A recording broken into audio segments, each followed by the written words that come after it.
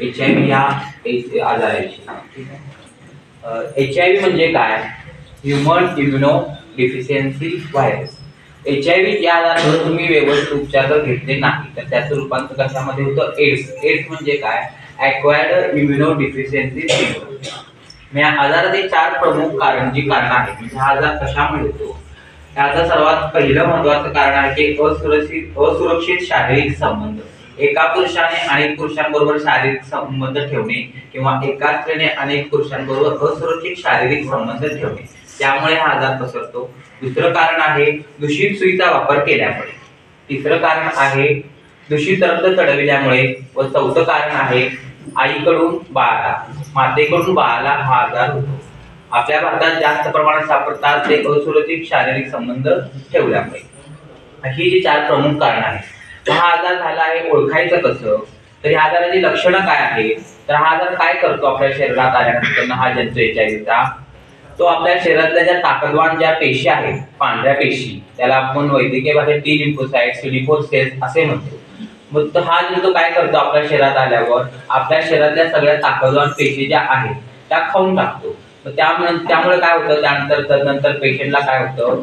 एकसारखे जुलाब लागणे, अशक्तपणा येणे, शरीरातील रक्ताची कमतरता भासणे, उलट्या होणे, वारंवार सारखे तोंड येणे। एखाद्या वेळेस तोंड आल्यानंतर आपण डॉक्टरांकडे जातो, औषध वगैरे घेतो, पण जर वारंवार यासारख्या जर घटना घडत असतील तर हॉस्पिटल रुग्णालयामध्ये जाऊन तुम्ही योग्य प्रकारच्या विशेष तपासण्या केल्या पाहिजे, त्याच्यामध्ये निदान होतं। त्यासारखी अशी बरीच थोडीफार कारण आहेत जी HIV आजार लागण झालेले आहे की नाही याच्यावर स्पष्ट होतात। पण ही जी 4 प्रमुख कारण आहेत त्याच्यावर लक्ष ठेवणं गरजेचं आहे।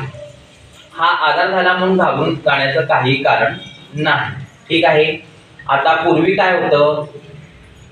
औषधोपचार नव्हते, लोक काही खाजगी दवाखान्यामध्ये विकत घेऊन औषध खात होते। पण आता काय झालेलं आहे? सर्व शासकीय रुग्णालयांमध्ये या आजाराची औषधं उपलब्ध आहेत, मोफत तपासण्या उपलब्ध आहेत। ठीक आहे, पूर्वी काय होतं? आईला आजार झाला की बाळाला देखील व्हायचा होता पोटामध्ये असताना। ठीक आहे, आता काय झालेलं आहे? आईला जरी आजार झालेला असेल तरी बाळाला तो आजार होणार नाही, या तपासण्या व अशा उपचार प्रणाली निघालेली आहे। आई एखाद्या मुलाला आजार आहे, एखाद्या मुलीला आजार आहे, दोघांचं जरी ते रुग्ण पॉझिटिव्ह आहे, ठीक आहे, तरी त्यांना आई वडील होण्याचं चान्स ते घेऊ शकतात, तशी औषधोपचार प्रणाली निघालेली आहे। एखाद्या रुग्णात HIV पॉझिटिव्ह जर तो सापडला तर त्याला काय सांगायचं आहे की घाबरून जाऊ नका।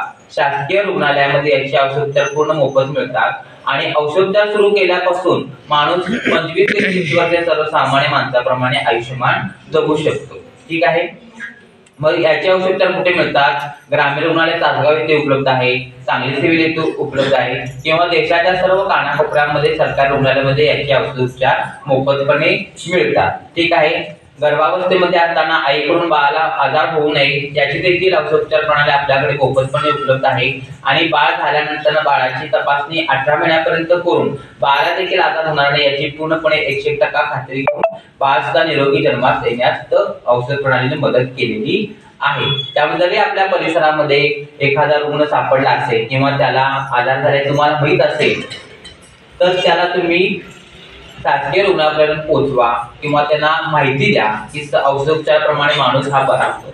हा आजार आपल्या शरीरातून पूर्णपणे नाहीसा होण्याचा औषध उपलब्ध झालेला नाही, पण त्याची रोगप्रतिकार क्षमता वाढवून टिकवून त्याचे आयुष्यमान वाढवण्याची औषध प्रणाली आपल्याकडे उपलब्ध झालेली आहे।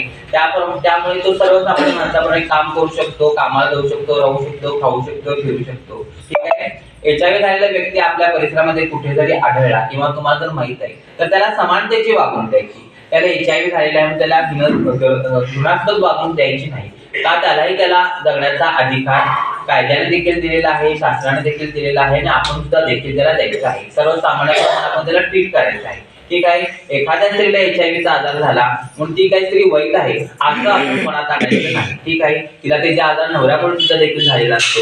ठीक आहे, त्यामुळे एखाद्या स्त्रीला आजार झालेला आहे, तुम्ही जास्त महिला वर्ग आहे म्हणून तिला तुम्ही वेगळ्या नजरेने पाहायचं नाही। ठीक आहे, कारण तिला ते आजार कुठून तरी झालेला असणार आहे, दूषित सुईने झालेला असेल किंवा चढविल्यामुळे झालेला असेल, ऍक्सिडेंट काहीतरी इंजुरी झाली असेल त्यामुळे देखील झालेला असेल।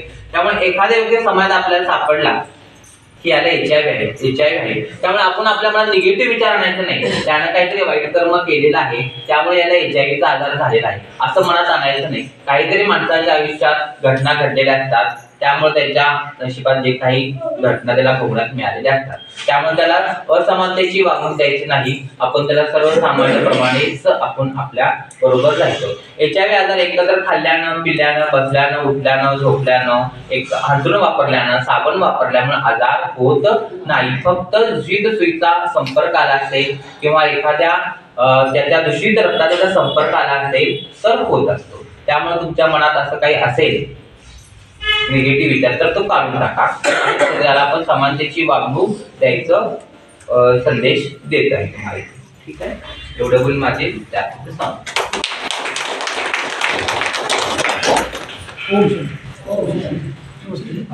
माझं नाव सचिन देसाई. माझ्या बरोबर इथं संगीता पाटील मॅडम आहे, त्यांना तुमच्या रिलेटिव्ह राहतात, त्यांना तुम्ही सगळेजण ओळखताय. आताच राकेश सरांनी तुम्हाला सगळी माहिती याच्या बाबत सांगितली, त्याच्या उपचाराबाबत सांगितली.